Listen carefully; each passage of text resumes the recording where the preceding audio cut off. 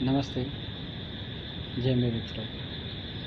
Last લેક્ચરની અંદર આપણે topic દેખ્યો હતો એ હતું એગ્રીમેન્ટ એન્ડ કોન્ટ્રાક્ટ, આ બંને વચ્ચેનો ડિફરન્સ, રાઈટ।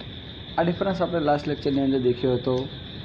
એ ડિફરન્સ દેખ્યા પછી આપણે બીજો જે ક્વેશ્ચન દેખ્યો હતો એ હતો essential element of valid contract, right. બે ક્વેશ્ચન આપણે દેખ્યા હતા।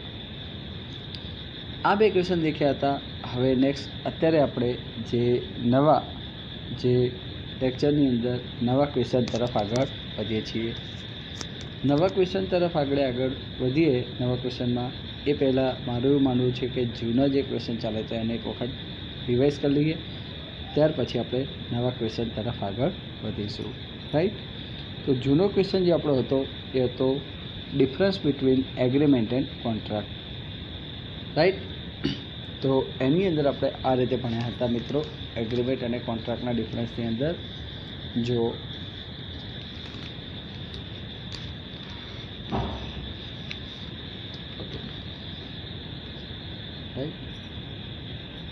એગ્રીમેન્ટ શું કહે છે? Depend upon social relationship. Agreement શેના પર ડિપેન્ડ છે? સોશિયલ રિલેશનશિપ ઉપર ડિપેન્ડ છે। જ્યારે કોન્ટ્રાક્ટ છે depend upon financial performance and A depend છે ફાઇનાન્શિયલ પરફોર્મન્સ એન્ડ મેટર। એટલે કે કોન્ટ્રાક્ટ છે એ ફાઇનાન્શિયલ પરફોર્મન્સ અને જે ફાઇનાન્શિયલ મેટર હોય એના પર ડિપેન્ડ કરે છે। એગ્રીમેન્ટ શેના પર ડિપેન્ડ કરે છે? સોશિયલ રિલેશનશિપ ઉપર।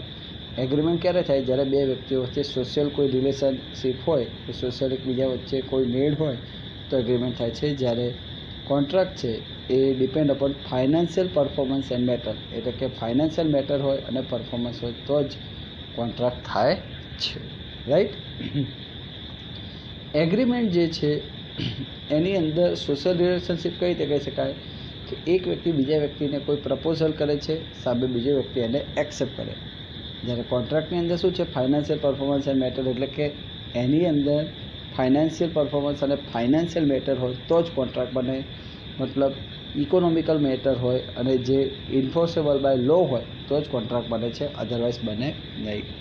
Purpose not to create obligation for performance in every agreement, એટલે કે બધા જ એગ્રીમેન્ટની અંદર એ લીગલ ઓબ્લિગેશન ક્રિએટ થતું નથી, કે એની અંદર લીગલ એગ્રીમેન્ટ એ ક્રિએટ કરાવી શકતો નથી કે ના ભાઈ એને પરફોર્મ કરવું પડશે જ, એવું તો ભાઈ લીગલ ઓબ્લાઇઝ કરી શકતા નથી।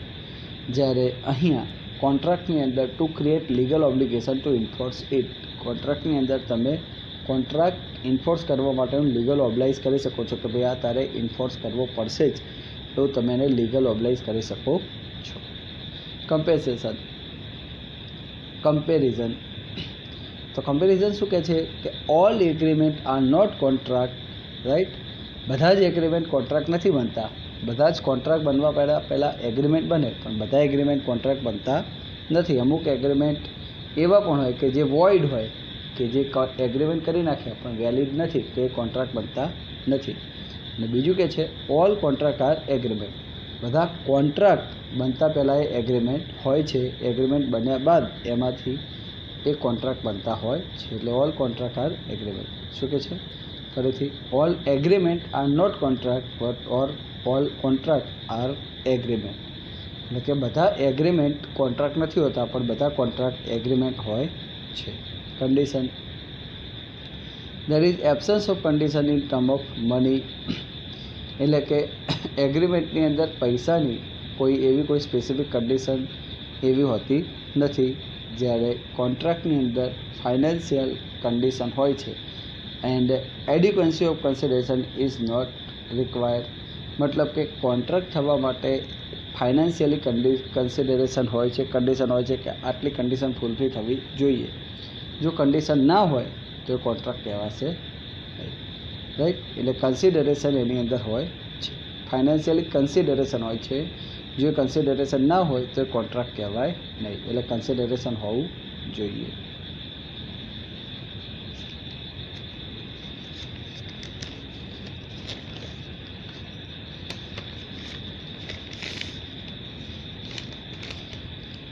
ત્યારબાદનો મિત્રો પોઈન્ટ આપણે દેખ્યો હતો એ આ મુજબ હતો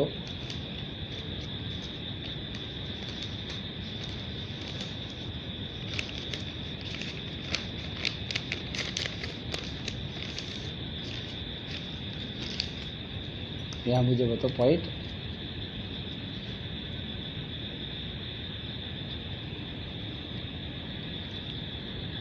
eligible by law, enforceable by law. तो in case of breach of any agreement any part can not be enforceable by law. એટલે કે જો તમે એગ્રીમેન્ટનો કોઈ ભાગ તોડો છો કે કોઈ કરાર ભંગ થાય છે તો એને કાયદા દ્વારા કોઈ માન્યતા અપાવવી એવું ફરજિયાત બનતું નથી। એટલે કે કરાર ભંગ થાય તો પણ એને કોઈ કાયદા દ્વારા ચોક્કસ માન્યતા અપાવવી એવું જરૂરી બનતું નથી। In case of breach by any part it can not be enforceable by law. એટલે કે કોઈ પણ ભાગનો જ્યારે ભંગ થાય તો પણ એને કાયદા દ્વારા જરૂરી નથી કે માન્યતા મળે જ। અહીંયા શું કહે છે, in case of breach it will be enforceable by law. જો કરાર ભંગ થશે તો કાયદા દ્વારા એની માન્યતા કરાવવામાં આવે છે। કરાર ભંગ થશે તો કાયદા દ્વારા એની માન્યતા કરાવવામાં આવે છે। એટલે કે બ્રીચ થાય તો કાયદા દ્વારા માન્ય કરાવવામાં આવે છે। Damage, suit for damage cannot be made in case of breach of agreement। જો એગ્રીમેન્ટનો કરાર ભંગ થશે તો એની સામે તમને કોઈ વળતર મળવાને પાત્ર નથી। શૂટ ફોર ડેમેજ એટલે કે કોઈ વળતર મળવાને પાત્ર નથી। જ્યારે suit for damage can be claim in case of breach of contract. જો કરારનો ભંગ કરવામાં આવશે, કોન્ટ્રાક્ટ કરારનો ભંગ કરવામાં આવે છે તો તમે સામેવાળા વ્યક્તિ પાસેથી ડેમેજ એટલે કે વળતર માગી શકો છો। કરારનો ભંગ કરવામાં આવે તો તમે સામેવાળા વ્યક્તિ પાસેથી વળતર માગી શકો છો। રાઈટ, આ પોઈન્ટ હતા એગ્રીમેન્ટ અને કોન્ટ્રાક્ટમાં। ત્યારબાદનો મિત્રો આપણો ટોપિક હતો એ હતો મોસ્ટ ટાઈમ્પી ક્વેશ્ચન હતો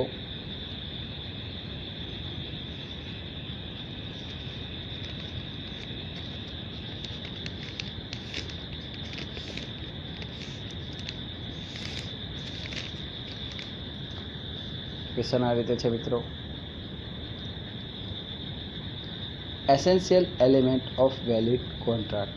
ક્વેશ્ચન શું છે, essential element of valid contract એટલે કે માન્ય કરાર બને, વેલિડ કરાર બને તો એના માટે કયા કયા એલિમેન્ટ હોય છે। એલિમેન્ટ એટલે તત્વો, એટલે કે માન્ય કરાર થવા માટેના આવશ્યક તત્વો।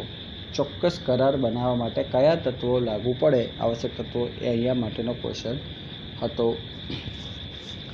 એકોર્ડિંગ ટુ સેક્શન 10 આપણે વાત કરીએ ઓફ કંપની એક્ટ, રાઈટ, તો of Indian contract act, sorry company act નહીં, according to section 10 of Indian contract act, Indian contract એક્ટની સેક્શન 10 મુજબ આપણને આટલા જોવા મળે કે આટલા એલિમેન્ટ હોય તો વેલિડ કોન્ટ્રાક્ટ કહેવાય। પહેલું છે કોમ્પિટન્ટ પાર્ટી।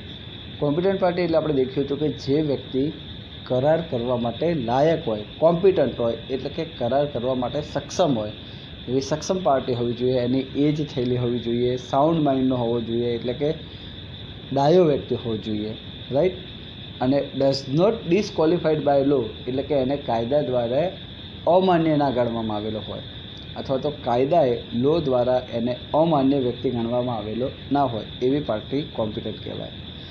એટલે કે ઇનકોમ્પિટન્ટ પાર્ટી કઈ કહેવાય, તો જેની એજ નથી થઈ, જેમ કે માઇનોર 18 વર્ષથી ઓછી ઉંમરનો। અનસાઉન્ડ માઇન્ડ બીજા નંબરે, અનસાઉન્ડ માઇન્ડ એટલે કે જે કોઈ અનસાઉન્ડ માઇન્ડનો છે એટલે કે ડાહ્યું મગજ નથી એવો વ્યક્તિ, રાઈટ, ડઝ નોટ ડિસક્વોલિફાઈડ બાય લો, અને મતલબ ત્રીજો એવો વ્યક્તિ છે કે આર ડિસક્વોલિફાઈડ બાય લો એટલે કે જે વ્યક્તિને કાયદાએ જ માન્યતા નથી આપી એવો ડિસક્વોલિફાઈડ વ્યક્તિ। તો આવા જે વ્યક્તિઓ છે એ કોન્ટ્રાક્ટ કરવા માટે લાયક કહેવાતા નથી।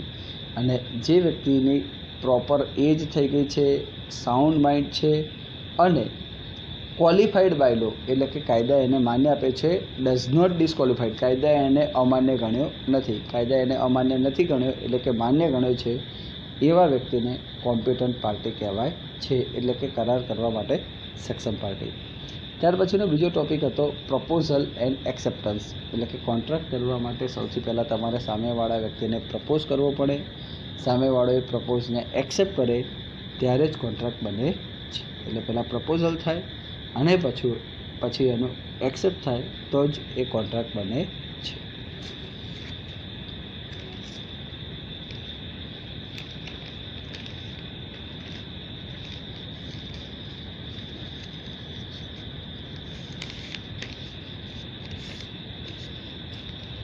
ત્યારબાદનો મિત્રો આપણે ટોપિક દેખ્યો તો એ છે આ રીતે હતો,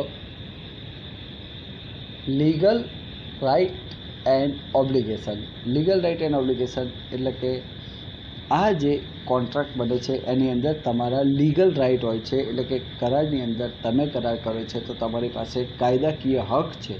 અને ઓબ્લિગેશન એટલે કે તમે સામેવાળા પર, જો સામેવાળો કરારનો ભંગ કરે તો તમે એના પર કાયદેસરની કાર્યવાહી કરી અને તમે આ કોન્ટ્રાક્ટનું પાલન કરાવી શકો છો. ત્યાર પછીનો ટોપિક હતો મિત્રો ફ્રી કન્સન્ટ. ફ્રી કન્સન્ટ એટલે આ જે કરાર બે વચ્ચે બને છે એ મુક્ત સંમતિથી થયેલો હોવો જોઈએ.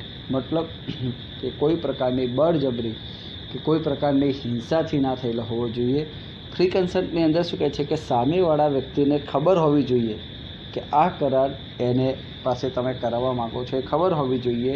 મતલબ એની ઈચ્છાથી એ કરાર કરતો હોવો જોઈએ, તો ફ્રી કન્સન્ટ કહેવાય છે. જો એની સામે તમે બળજબરી કરો, કોર્સિયન એટલે કે બળજબરી કરો, અથવા તો અનડ્યુ ઇન્ફ્લુઅન્સ એટલે કે અયોગ્ય લાગવટ લગાડો, કે ના કોઈની લાગવટ લગાડીને કામ કરાવો, ફ્રોડ કરો એટલે કે એની સાથે તમે કોઈ દગો કરો, મિસરિપ્રેઝન્ટેશન એટલે કે આ માહિતી એને ખોટી બતાવી અને એની સંમતિ લઈ લો, મિસ્ટેક એ વ્યક્તિ પાસે ભૂલ થઈ જાય અને તમે એની સંમતિ લઈ લો, તો આવા બધા કરાર છે એને ફ્રી કન્સન્ટ કહેવાશે નહીં. એવા કરાર એ કાયદા દ્વારા માન્ય કહેવાશે નહીં. એટલે એવા કરાર થયા હશે તો વોઇડેબલ થઈ શકે છે. વોઇડેબલ એટલે સામેવાળો વ્યક્તિ જેને આ કરાર કર્યો છે એ વ્યક્તિ એની ઈચ્છા થાય તો આ કરારને રદ કરી શકે છે. એટલે કે આવા કરાર વોઇડેબલ છે, રદ થવાને પાત્ર કરાર કહી શકાય છે, કે જેની અંદર સામેવાળાની ઈચ્છા થાય તો જે વ્યક્તિએ કરાર કર્યો છે સામેવાળા પાસે, એ સામેવાળા વ્યક્તિને જો એને ઈચ્છા થાય તો આવો કરારનો રદ પણ કરી શકે છે. એટલે એને વોઇડેબલ કોન્ટ્રાક્ટ કહેવાય છે. ખ્યાલ આવી ગયો? તો એ છે ફ્રી કન્સન્ટ. પછી છે લોફુલ કન્સિડરેશન એન્ડ ઓબ્જેક્ટ એટલે કે આવો જે કરાર કરવામાં આવે એની અંદર લોફુલ કન્સિડરેશન એન્ડ ઓબ્જેક્ટ. લોફુલ કન્સિડરેશન એટલે કે કંઈક સામે અવેજ આપવું. અવેજ પણ કેવું આપવાનું? લોફુલ એટલે કે કાયદા દ્વારા માન્ય અવેજ આપવાનું. મતલબ કે કોઈ વસ્તુની જે કિંમત બનતી હોય તો એને અનુરૂપ યોગ્ય કિંમત આપવી, એને કહેવાય લોફુલ કન્સિડરેશન એન્ડ ઓબ્જેક્ટ. અને તમારો જે ઓબ્જેક્ટ છે એ પણ લોફુલ હોવો જોઈએ, કાયદા દ્વારા માન્ય હોવો જોઈએ. રાઈટ? એટલે કે તમારા ઓબ્જેક્ટ તમારી લિમિટને અંડરમાં હોવા જોઈએ અને કે જે તમે પાર પાડી શકો એવા વેલિડ હોવા જોઈએ. પછી ઓબ્જેક્ટ એ હાઈલી ક્વોલિફાઈડ ના હોવા જોઈએ અથવા તો હાઈલી એમ્બિજિયસ ના હોવા જોઈએ, કે જે તમારી જે કેપેસિટી છે એના કરતાં અબોવ એ ટાર્ગેટ ઓબ્જેક્ટિવ હોવા જોઈએ નહીં. તમારા ઓબ્જેક્ટિવ એ તમારી લિમિટ સુધીના હોવા જોઈએ. રાઈટ? પછી કે છે એના પછીનો પોઈન્ટ હતો agreement must not be for void under law. એટલે કે જે તમે એગ્રીમેન્ટ કરો છો એ કાયદા દ્વારા પહેલથી જ અમાન્ય ના હોવો જોઈએ. Must not be void under law એટલે કે પહેલથી જ કાયદા દ્વારા અમાન્ય ના હોવો જોઈએ. કાયદા દ્વારા અમાન્ય ના હોવો જોઈએ ધેટ મીન્સ કે એ એગ્રીમેન્ટ પહેલથી જ એવું ના હોવું જોઈએ કે જેને કાયદાએ માન્યતા જ ના આપી હોય, એટલે કે ઇલીગલ કે નોટ વેલિડ એવો કોઈ એગ્રીમેન્ટ પહેલથી જ જે કાયદાએ માન્યતા જ ના આપી એવો એગ્રીમેન્ટ હોવો જોઈએ નહીં. ખ્યાલ આવે? કે જેને કાયદાએ માન્યતા જ નથી આપી એવો એગ્રીમેન્ટ હોવો જોઈએ નહીં. પછી શું કહે છે? Contract must not be for impossible act. પછી તમે જે કોન્ટ્રાક્ટ કરો છો એ ઇમ્પોસિબલ એક્ટનો ના હોવો જોઈએ. ઇમ્પોસિબલ એટલે કે જે કાર્ય થવું શક્ય જ નથી, પોસિબલ જ નથી, એવા ઇમ્પોસિબલ કાર્યનો કોઈ પણ કોન્ટ્રાક્ટ કરવો જોઈએ નહીં. ધારો કે તમે એમ કહો, ઉપરવાળાની વાત કરીએ કે વોઇડ અંડર એટલે કે તમે બે જણા એ જુગાર રમવા માટેની પાર્ટનરશિપ કરે તો એ વોઇડ કહેવાય, અથવા તો બે જણા લીકર દારૂ વેચવાની પાર્ટનરશિપ કરે તો ઇનવેલિડ કહેવાય, કારણ કે કાયદા દ્વારા માન્ય નથી. પછી કહે છે agreement must not be for impossible act, કે જે કરાર પોસિબલ નથી એવા કાર્યનો, જેમ કે તમે ચાંદ તારા તોડી લાવવાનો કરાર કરો તો એ ઇમ્પોસિબલ છે, એવું શક્ય બનતું નથી. તાજમહેલ ખરીદવાનો કોન્ટ્રાક્ટ કરો તો એ ઇમ્પોસિબલ છે, એવું શક્ય બનતું નથી. અધર લીગલ પ્રોસિજર, અને આ કરારને એસેન્શિયલ ગણવા માટે, આ કોન્ટ્રાક્ટને એસેન્શિયલ ગણવા માટે બીજી અન્ય પણ લીગલ પ્રોવિઝન એ ફૂલફિલ થવી જોઈએ. રાઈટ? તો આટલી જે essential element of valid contract એટલે કે માન્ય કરાર થવા માટે, વેલિડ કોન્ટ્રાક્ટ થવા માટે તમારી પાસે આટલા જરૂરી તત્વો હોવા જોઈએ. એસેન્શિયલ એટલે કે નેસેસરી, જરૂરી આટલા તત્વો તમારી પાસે હોય તો જ એ વેલિડ કોન્ટ્રાક્ટ કહેવાય છે. રાઈટ. ટાઈપ ઓફ કોન્ટ્રાક્ટની આપણે વાત કરીએ ખાલી તો આપણને અલગ અલગ કયા પ્રકારના કોન્ટ્રાક્ટ જોવા મળે છે. તો void contract, voidable contract, illegal contract, enforceable contract, આવા અલગ અલગ કોન્ટ્રાક્ટો જોવા મળે છે, પણ એ એટલો ઇમ્પોર્ટન્ટ ક્વેશ્ચન નથી. નેક્સ્ટ આપણો જે હવેનો બીજો ક્વેશ્ચન છે એ સારો એવો ક્વેશ્ચન છે કે જે પૂછાઈ શકે એવો ક્વેશ્ચન છે. એ છે આપણો ડિફરન્સ છે. આ ડિફરન્સ એ સારો એવો પૂછાય એવો ડિફરન્સ છે. ડિફરન્સનું નામ છે void contract and voidable contract. દેખો ડિફરન્સનું નામ છે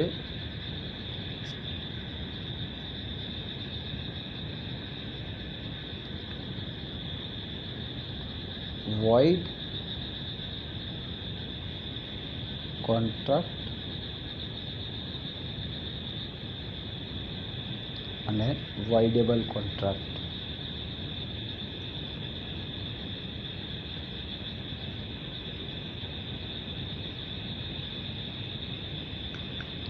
void contract and voidable contract. Clear? Okay. तो देखो क्वेश्चन આપણે देखिए. जो मित्रों void contract અને voidable contract માં સૌથી પહેલા આપણે પહેલો પોઈન્ટ આવે એ છે ડેફિનેશન. ફર્સ્ટ પોઈન્ટ અહીંયા આવશે એ છે ડેફિનેશન.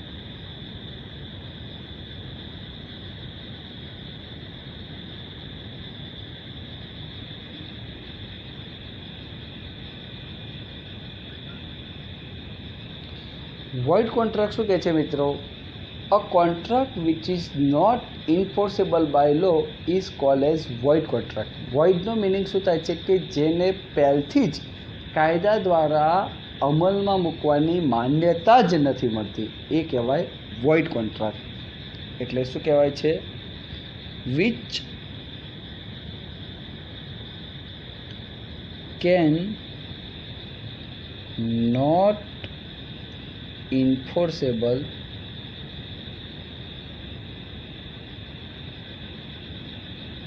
enforceable by law. કે જેને કાયદા દ્વારા માન્યતા મળતી નથી. which cannot be enforceable by law is called as void contract. અને void contract કહે છે કે જેને પહેલથી જ એ માન્યતા મળતી નથી એવા કરારને void contract કહે છે કે જેને પહેલથી જ માન્યતા મળતી નથી. which is null ab initio. આને બીજા શબ્દોમાં એવું કહેવું તો which is null ab initio. null ab initio એટલે કે શરૂઆતથી જ એ રદ બાતલ છે. ab initio એટલે શરૂઆતથી જ એ રદ બાતલ છે. which cannot be enforceable by law.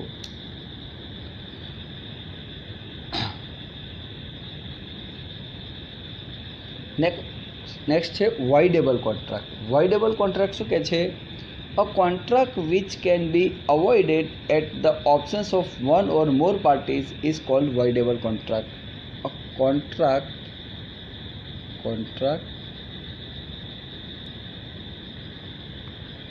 which can be avoided by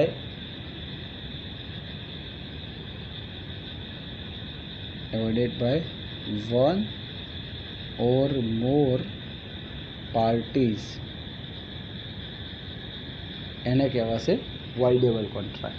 ખ્યાલ આવ્યો? પેલું void which cannot be enforceable by law. જે કોન્ટ્રાક્ટને કાયદા દ્વારા માન્યતા જ નથી મળતી. cannot be enforceable by law એટલે કે કાયદા દ્વારા જેને માન્યતા મળતી જ નથી. કરાર એને કાયદો એને માન્યતા આપતો જ નથી એવો કોન્ટ્રાક્ટ એ void કહેવાય.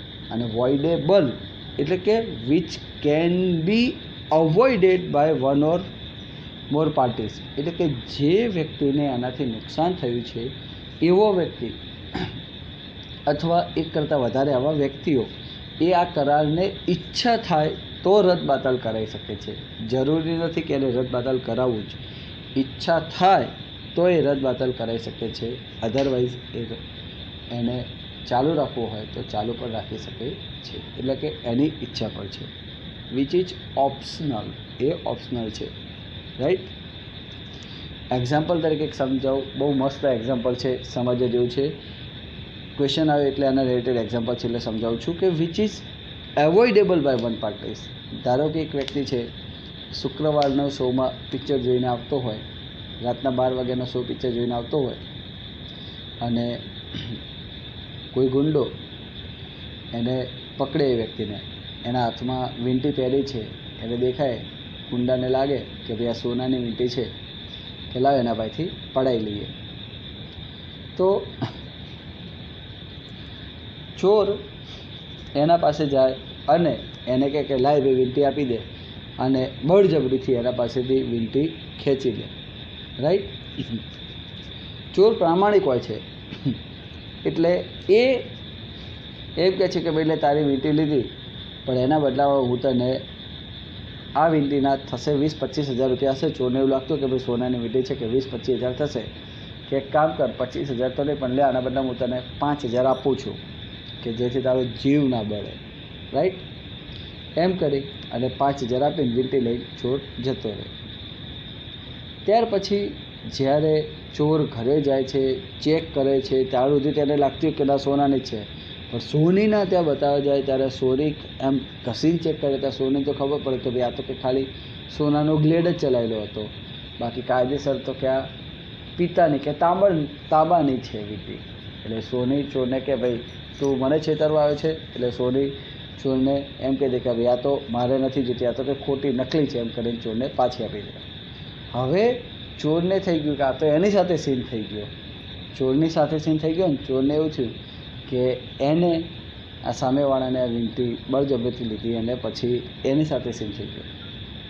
એટલે ફરીથી જ્યારે 10-15 દિવસ રહીને ફરીથી જ્યારે એ વ્યક્તિ એ પિક્ચર જોઈને નીકળતો હોય છે અને ત્યાં પાછો એને એ જ ચોર મળે, અને એ ચોર એ સામેવાળા વ્યક્તિને એમ કે તે મારી સાથે ચીટિંગ કરી છે, ફ્રોડ કરી છે, અને તે મને ખોટી વીંટી આપી દીધી અને મારા પાસે 5000 રૂપિયા લઈ લીધા, લે તારી ખોટી વીંટી લાય મારા 5000. તો એવું કહી અને ચોર બળજબરીથી 5000 પાછા માગે તો એ લઈ શકતો નથી. માની લો કે ચોર એ માગતો હોય ને એવા પોલીસ આવે અને આ મામલો પોલીસ સ્ટેશનમાં જાય, તો ચોર એમ કે ભાઈ મેં આ ભાઈને કે 5000 આપ્યા હતા ને એના પાસેથી આ વીંટી લીધી હતી ને એને મને એમ કીધું કે સોનાનું એવું કે, અને એમ કે મેં એના પાસેથી બળજબરીથી આ વીંટી લીધી હતી, રાઈટ. તો હવે આ કરાર રદ કરાવવો હોય તો એનો પાવર સામેવાળા વ્યક્તિ જે પેલો થિયેટરમાંથી મૂવી જોઈને આવ્યો તો એના પાસે પાવર છે. એટલે કે avoided by one or more party, એટલે કે આ કરારને એવોઇડ કરવો કે કન્ટિન્યુ રાખવો એ અધિકાર કોના હાથમાં છે? જે પિક્ચર જોઈને આવ્યો તો એ વ્યક્તિના હાથમાં. ચોરના હાથમાં એ અધિકાર નથી. આ કરારને ચાલુ રાખવો કે બંધ કરી નાખવો એ અધિકાર કોના હાથમાં છે? એવોઇડ કરવાનો અધિકાર જેની સાથે ફ્રોડ થયું છે એવા વ્યક્તિ પાસે છે. ફ્રોડ કોની સાથે થયું હતું? તો કે બળજબરી કોની સાથે થઈ હતી? તો કે સામેવાળા મૂવી જોઈને આવ્યો તો એ વ્યક્તિ પાસે. એટલે એ વ્યક્તિ પાસે અધિકાર છે કે એ આવો કરારને રદ કરવો હોય તો કરાવી શકે છે. ખ્યાલ આવ્યો? તો એને કહેવાય છે મિત્રો કે એવોઇડેબલ બાય વન પાર્ટી. ત્યાર પછી છે ઇન્ફોર્સમેન્ટ. બીજો પોઈન્ટ છે ઇન્ફોર્સમેન્ટ.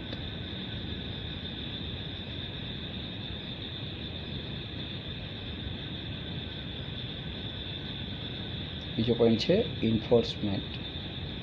તો મિત્રો void agreement cannot be enforceable at all. Cannot be enforceable. Cannot be enforceable at all. That means શરૂઆતથી જ એને માન્યતા મળતી નથી. એટલે કે શરૂઆતથી જ એને એગ્રી થવાની કે શરૂઆતથી જ એને પરફોર્મ કરવાની માન્યતા મળતી નથી. શરૂઆતથી જ આ એગ્રીમેન્ટને મતલબ વોઇડ કોન્ટ્રાક્ટને માન્ય થવાની એટલે કે એને અમલમાં મૂકવાની કોઈ માન્યતા મળતી નથી. અને વોઇડેબલની અંદર આપણે હાલ એક્ઝામ્પલ આપીએ પ્રમાણે કે it will be enforceable on the optional if it is so exercise. એટલે કે voidable contract can be enforceable if the options so exercise. એટલે it will be enforceable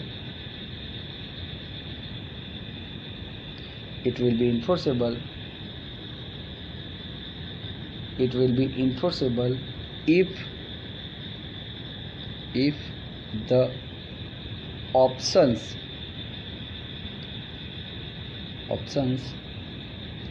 is exercised. એટલે કે સામેવાળો વ્યક્તિ વિચારે કે ભાઈ આ કરારના એને અમલમાં મૂકવો છે જ, તો એની ઈચ્છા પ્રમાણે અમલમાં મૂકી શકે છે. ઓપ્શન્સ એક્સરસાઇઝ એટલે સામેવાળો ઈચ્છા ધરાવે કે ના એને આને અમલમાં રાખવો જ છે તો એ રાખી શકે છે. જેમ કે આપણે વાત કરી કે અહીંયા સામેવાળો પિક્ચર જોઈને આવેલો વ્યક્તિ તો એને ઈચ્છા કે ના ભાઈ હું તો ક્યાંક કોન્ટ્રાક્ટ રાખીશ જ, ભલે તારે વિનંતીને જે કરું હું તો 5,000 પાછા નહીં જ આપું, તો એ કોન્ટ્રાક્ટને ઇન્ફોર્સેબલ કરી શકે છે. રાઈટ. તેમજ ચોર એનું કશું જ પછી ઉખાડી શકે નહીં. રાઈટ. ત્યાર પછીનો મિત્રો પોઈન્ટ છે right and liability. Rights and liability. તો ઇન્ફોર્સમેન્ટ ખબર પડી ગઈ. વોઇડ કોન્ટ્રાક્ટને ઇન્ફોર્સેબલ કોઈ હિસાબે ના કરી શકાય અને વોઇડેબલ છે એ સામેવાળા વ્યક્તિના ઈચ્છા પ્રમાણે એના ઓપ્શન્સ પ્રમાણે વોઇડેબલ થઈ શકે છે. આપણે વોઇડેબલમાં લખ્યું. Right and liability. તો void agreement do not arise any right and liability between the party. અહીંયા કોઈ જ અધિકાર કે કોઈ જ જવાબદારી ઊભી થતી નથી, કારણ કે કોન્ટ્રાક્ટ જ વેલિડ નથી. તો કયો અધિકાર ને કઈ જવાબદારી?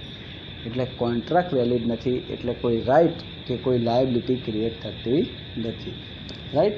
તો અહીંયા શું કહેવાય છે? Do not create any right and liability. કોઈ જ રાઇટ એટલે કે હક અને કોઈ જ જવાબદારી ઊભી થતી નથી. કોન્ટ્રાક્ટ જ વેલિડ નથી તો કયો હક અને કઈ જવાબદારી? એટલે કોન્ટ્રાક્ટ વેલિડ નથી એટલે કોઈ હક કે કોઈ જવાબદારી ઊભી થતી નથી. That means do not create any right and liability. એટલે કે અહીંયા કોઈ જ હક અને કોઈ જવાબદારી ઊભી થતી નથી. મતલબ કે આ વોઇડ કોન્ટ્રાક્ટ એ કોન્ટ્રાક્ટ જ નથી બનતો તો કોઈ હક અને જવાબદારી થવાનો કોઈ પ્રશ્ન જ નથી આવતો. કોન્ટ્રાક્ટ બને તો હક અને જવાબદારી થવાનો પ્રશ્ન આવે. અહીંયા તો કોઈ કોન્ટ્રાક્ટ જ નથી બનતો તો કોઈ હક અને જવાબદારી એ ઉદ્ભવવાનો પ્રશ્ન આવતો નથી. એટલે કે બે પાર્ટી વચ્ચે કોઈ હક અને કોઈ જવાબદારી ઉદ્ભવવાનો કોઈ પ્રશ્ન આવતો નથી. ક્લિયર? અહીંયા શું કહે છે વોઇડેબલની અંદર? In voidable contract there exists legal obligation and right and liability between the parties till it get void at the options of one of the party. એટલે કે અહીંયા જે વોઇડેબલ કોન્ટ્રાક્ટ છે એની અંદર લીગલ ઓબ્લિગેશન અને રાઇટ અને લાયબિલિટી બે party વચ્ચે થઈ શકે છે ટીલ ઇટ ગેટ વોઇડ. જો જ્યાં સુધી તમારો કોન્ટ્રાક્ટ વોઇડ નથી, જ્યાં સુધી તમારો કોન્ટ્રાક્ટ વોઇડ નથી ત્યાં સુધી સામેવાળા વ્યક્તિની જવાબદારી અને એની અંદર લીગલ રાઇટ ક્રિએટ કરી શકાય છે. એટલે કે લીગલ રાઇટ ક્રિએટ કરવા હોય તો કરી શકાય છે. રાઈટ. જેમ કે આપણા વીટીવાળા ઉદાહરણની અંદર વાત કરીએ તો સામેવાળા એમ કહે છે કે ના મારી સાથે બળજબરીથી કોન્ટ્રાક્ટ છે કે મને કરાર માન્ય નથી, તો એ પછી વોઇડ થઈ ગયો. પણ એ કે ના ભલે થયો, મને તો માને જ છે, તો એ ચાલુ રાખી શકાય. એટલે કે અહીંયા it will create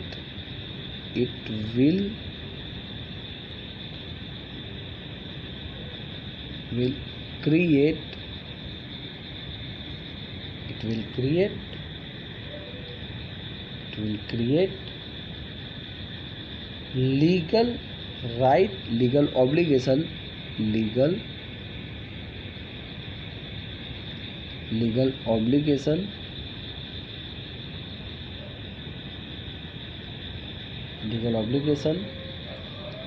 right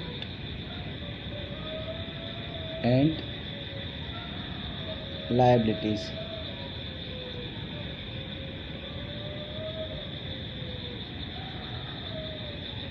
It will create legal obligation, right and liabilities, right, between parties till it get void.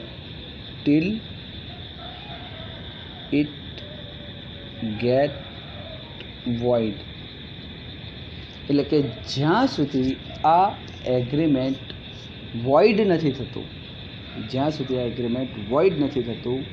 ત્યાં સુધી અહીંયા legal right and obligation create થાય છે. મતલબ કે અહીંયા તમે સામેવાળા વ્યક્તિ ઉપર તમે આની અંદર જોગવાઈ કરી શકો છો, સામેવાળા વ્યક્તિ પર તમે કાયદેસરની કાર્યવાહી કરી શકો છો.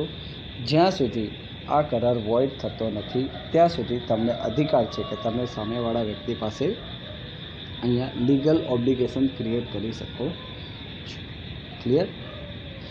ઓપ્શન્સ ઓફ પાર્ટી એટલે કે જેની સાથે આ કરાર થયો છે એ વ્યક્તિના હાથમાં છે કે એને આ કરારને આગળ ચાલુ રાખવો કે એને અહીંયાથી સ્ટોપ કરાવી દેવો, એ એના હાથમાં છે. ઓપ્શન્સ ઓફ પાર્ટી શું કહે છે?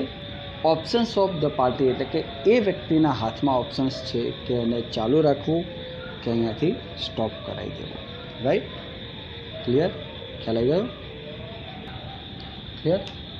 ત્યારબાદનો મિત્રો આપણો ટોપિક છે એ છે ડિફેક્ટ. કયો પોઈન્ટ છે? Defect.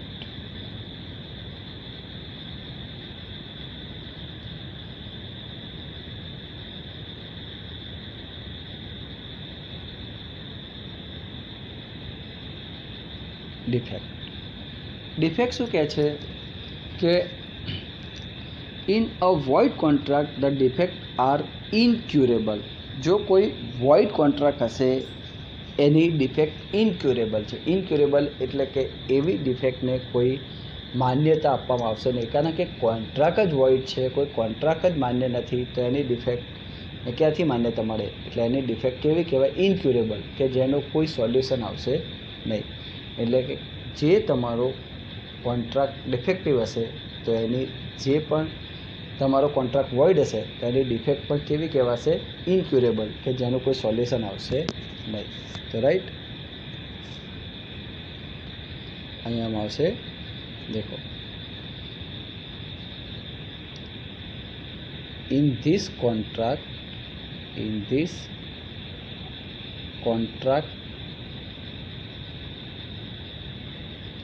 defect is incurable.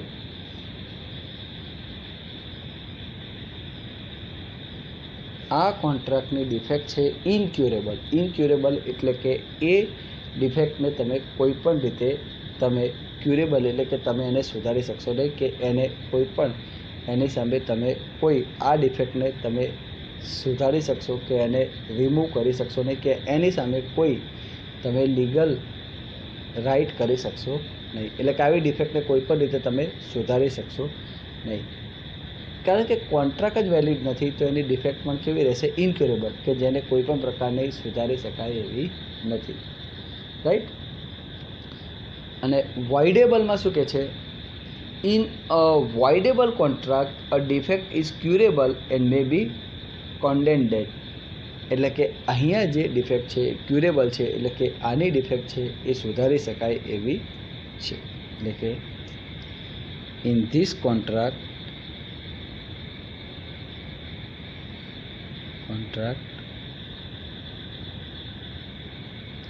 defect is curable. Defect is curable. એટલે કે આ ડિફેક્ટ સુધારી શકાય એવી હોય છે. વોઇડ કોન્ટ્રાક્ટ જ વેલિડ નહોતો એટલે એની ડિફેક્ટ કેવી હતી? ઇનક્યુરેબલ, સુધારી શકાય નહીં એવી. જ્યારે વોઇડેબલ કોન્ટ્રાક્ટ છે એવો કોન્ટ્રાક્ટ છે કે જે સામેવાળા વ્યક્તિ પર ડિપેન્ડ કરે છે કે એને માન્ય રાખો કે ના રાખો. એટલે કે વોઇડેબલ કોન્ટ્રાક્ટ છે એની ડિફેક્ટ ક્યુરેબલ હોય છે. ક્યુરેબલ એટલે કે એને સુધારી શકાય એવી ડિફેક્ટ હોય છે. મે બી કન્ટેન્ડેડ એટલે કે સામેવાળાની કન્ડિશન ઉપર ડિપેન્ડ કરે છે કે એને સુધારવી કે ચાલુ રાખવી. નેક્સ્ટ એના પછીનો મિત્રો પોઈન્ટ છે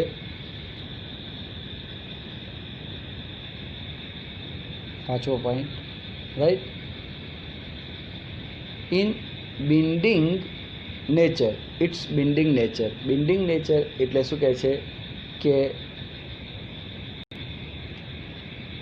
મિત્રો બિન્ડિંગ નેચર શું કહેશે? નેક્સ્ટ પોઈન્ટ છે binding nature. Binding nature. Binding nature that means void contract છે it has no legally binding effect. Binding effect એટલે કે એને એપ્લાય થવું. બિન્ડિંગ ઇફેક્ટ એટલે એપ્લાય થવું, લીગલી એપ્લાય થવું. તો આ જે વોઇડ કોન્ટ્રાક્ટ છે એ લીગલી એપ્લાય થતો નથી. નોટ લીગલી બિન્ડિંગ ઇફેક્ટ, એની કોઈ બિન્ડિંગ ઇફેક્ટ થતી નથી એટલે કે લીગલી એપ્લાય થતો નથી. નોટ લીગલી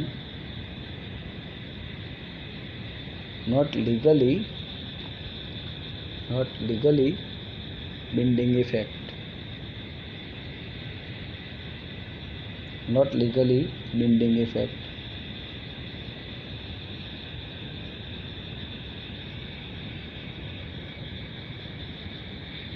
અને અહીંયા શું કહે છે? it has continued to be legal unless avoided by the parties entitled to do so. એટલે it has create binding, legally binding, create legally binding, create legally binding, let's create legally binding and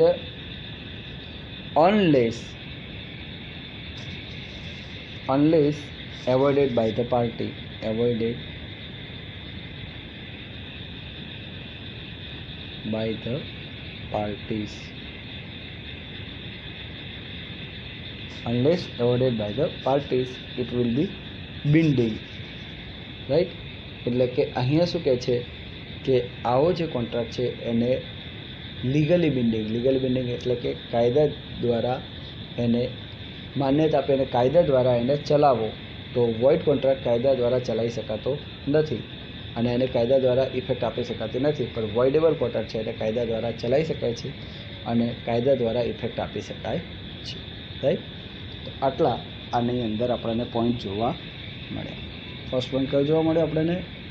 એ છે definition which, અહીંયા શું કહે છે? Void contract which can not be enforceable by law, એટલે કે જેને કાયદા દ્વારા માન્યતા મળી નથી એ વોઇડ કહેવાય. અને a contract which can be avoided by one or more party is called voidable contract. જે કોન્ટ્રાક્ટ એક અથવા એનાથી વધારે પાર્ટી દ્વારા અમાન્યતા આપી શકાતો એને ઓપ્શન્સ મળે છે અમાન્યતા આપવાનો, એવોઇડ કરવાનો, એવા કોન્ટ્રાક્ટને વોઇડેબલ કોન્ટ્રાક્ટ કહેવાય. ઇન્ફોર્સમેન્ટ, તો વોઇડ કોન્ટ્રાક્ટને કોઈ ઇન્ફોર્સમેન્ટ થતું જ નથી. વોઇડેબલને ઇન્ફોર્સેબલ થાય છે ઓપ્શનલી. આપણે એક્ઝામ્પલ પણ આ સારું આપ્યું. Right and liability. Void contract પહેલથી જ ઇનવેલિડ છે તો કોઈ રાઇટ કે કોઈ લાયબિલિટી ક્રિએટ થતી નથી. વોઇડેબલ કોન્ટ્રાક્ટ છે એની અંદર લીગલ ઓબ્લિગેશન રાઇટ એ થાય છે ક્રિએટ જ્યાં સુધી એને એવોઇડ કરવામાં નથી આવતું ત્યાં સુધી, રાઇટ. ડિફેક્ટ, તો વોઇડ કોન્ટ્રાક્ટ વેલિડ જ નથી એટલે એની અંદર કોઈ ડિફેક્ટ એ એની અંદર જે ડિફેક્ટ છે બધી ઇનક્યુરેબલ છે. કોઈ ડિફેક્ટ એ ક્યુરેબલ છે નહીં એટલે સુધારી શકાય એવી છે નહીં. વોઇડેબલની અંદર જે ડિફેક્ટ છે એ ક્યુરેબલ છે એટલે કે સુધારી શકાય એવી હોય છે. બિલ્ડિંગ નેચર, તો વોઇડ કોન્ટ્રાક્ટ છે એનો કોઈ બિલ્ડિંગ ઇફેક્ટ લીગલી ઇફેક્ટ હોતી જ નથી જ્યારે વોઇડેબલની અંદર લીગલ ઇફેક્ટ એ રાખી શકાય છે, લીગલ ઇફેક્ટ આપણે ક્રિએટ કરી શકીએ છીએ, રાઈટ, જ્યાં સુધી સામેવાળી પાર્ટી અવોઇડ ના કરે ત્યાં સુધી. તો આ આપણને ક્વેશ્ચન દેખવા મળ્યો. નેક્સ્ટ ટાઈમ નેક્સ્ટ લેક્ચરમાં આપણે નેક્સ્ટ ક્વેશ્ચનથી આગળ વધીશું. ગુડ બાય, જય હિન્દ.